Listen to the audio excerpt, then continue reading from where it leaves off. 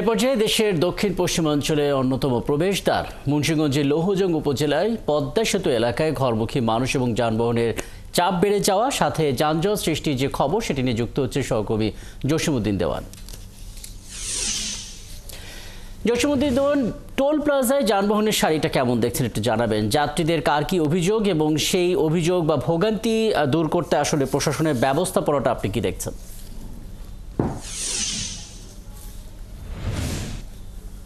রাকিব, আসলে প্রত্যাশার চেয়ে খুব বেশি স্বস্তিতে ঈদে ঘরমুখী মানুষ, দক্ষিণ পশ্চিমাঞ্চলের যে উপজেলা মানুষ তারা বাড়ি ফিরছে, তারা আনন্দ উচ্ছ্বাস উল্লাসের সাথে তেমনটি বলছেন। কারণ এই যে টানা 10 দিনের ছুটি, তার মধ্যে কিন্তু গতকাল অফিস করেছে সন্ধ্যার পর থেকে মানুষ আসলে ঈদ ঘরমুখী মানুষগুলো তারা তাদের গ্রামের বাড়িতে নারীর টানে বাড়িতে যাচ্ছে।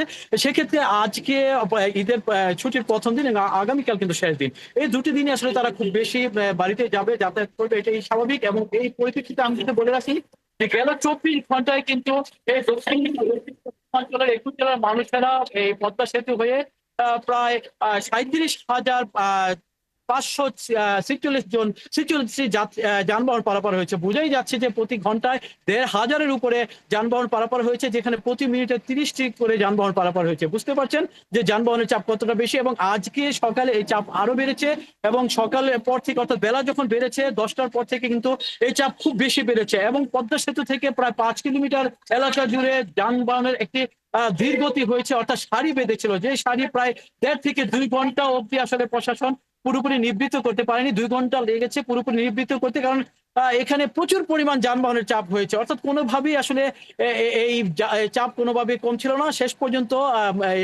বিজয়ী হয়েছে, অর্থাৎ টোল প্লাজায় যারা দায়িত্ব রয়েছে তারা আসলে খুব দ্রুত গতিতে টোল আদায় করার ফলে কিন্তু এই যানবাহনগুলো একেবারে স্বাচ্ছন্দ্যের সাথে যেতে পেরেছে। তবে আসলে যারা যাত্রী তারা এই সামান্য একটু ভোগান্তি তারা মেনে নিতে অভ্যস্ত। তারা বলছেন যে এটা তেমন কিছু না, কারণ 2-1 ঘন্টা একটু ধীরগতি হয়েছে, আর বাকি সময়গুলো কিন্তু খুব ভালোভাবে গিয়েছে।